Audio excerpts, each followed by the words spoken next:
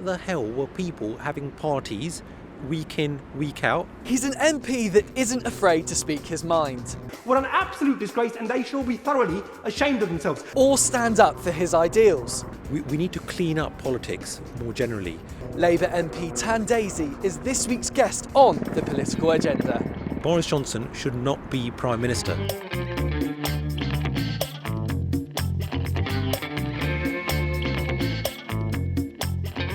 In terms of my journey into politics, well, I never envisaged that I would be here standing in Parliament. Often you don't find your path in life, sometimes the path finds you, and that I think is in essence how I arrived in this place.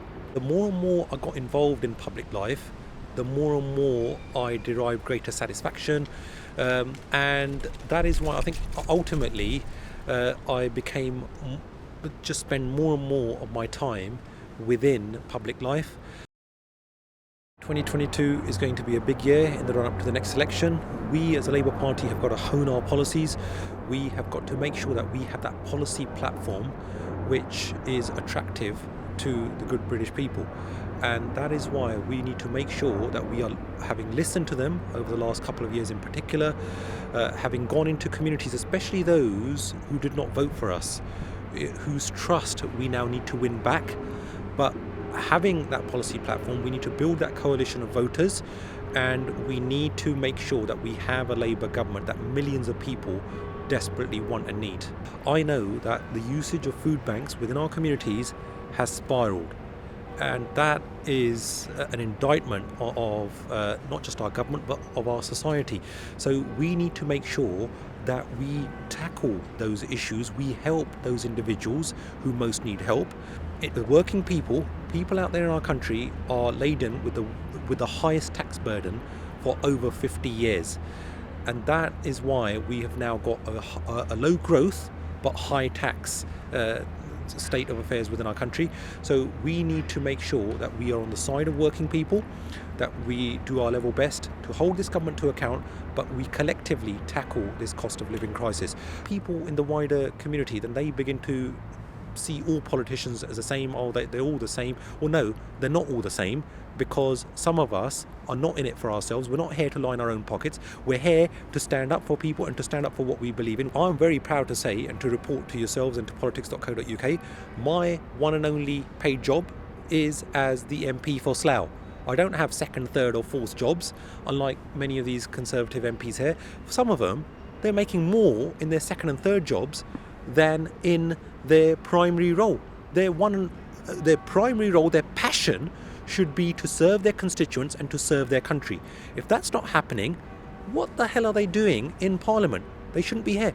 So when is the Prime Minister finally going to apologise to the nation for not mustering up some courage and integrity, for doing the honourable thing and sacking his chief advisor, who so shamelessly flouted his own government guidance, so that he could have regained that lost public trust and confidence, and he could have demonstrated that it's not one rule for him and his elite chums and another for the rest of us plebs. While people were having parties in and around 10 Downing Street, while the Prime Minister was ripping up the very rules that he put in place, many of my family members breathed their last. I couldn't even be by the bedside of my grandmother as she breathed her last, and I couldn't even carry her coffin on my shoulders. My fun-loving taxi driver, uncle, who was very, very loved on the Slough taxi rank, when he was in hospital, we weren't there to bid him farewell. And when my brother-in-law's father, who somehow contracted COVID in a Slough care home, we weren't there to comfort him. And all of that because we followed regulations. We followed the advice and the rules as set out by Boris Johnson and others.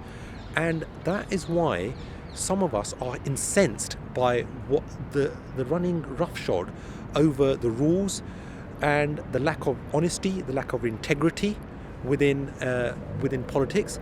And that is why these people do not deserve to be elected. They do not deserve to be in Parliament. Boris Johnson should not be Prime Minister. He did not mean that apology. You know, why the hell were people having parties week in, week out, including himself? What sort of culture have they now managed to inculcate within the team? That's at 10 Downing Street. who should know the best. And how could those that preach to us about patriotism, about the flag, about the portraits of the Queen, and these people are having late night parties with DJs the night before the funeral of the Queen's husband, when she had to sit there all alone. And it was these individuals who are preaching to us, and that is why their words are so hollow. I think that the Prime Minister of the country at the moment will no longer be in post. I hope and sincerely hope that's going to be the case, but that is why I think many people think that he will evade it, that there will be some sort of whitewash inquiries and anything and everything else going on, and that the Conservative MPs will save him. I hope that they will do the right thing, but I think that he is now on his last days. Keep working hard, don't give up, carry on. And don't worry about the ups and downs, because you win some, you lose some. But as long as you persevere, then I think that grit and determination, hard work, is key.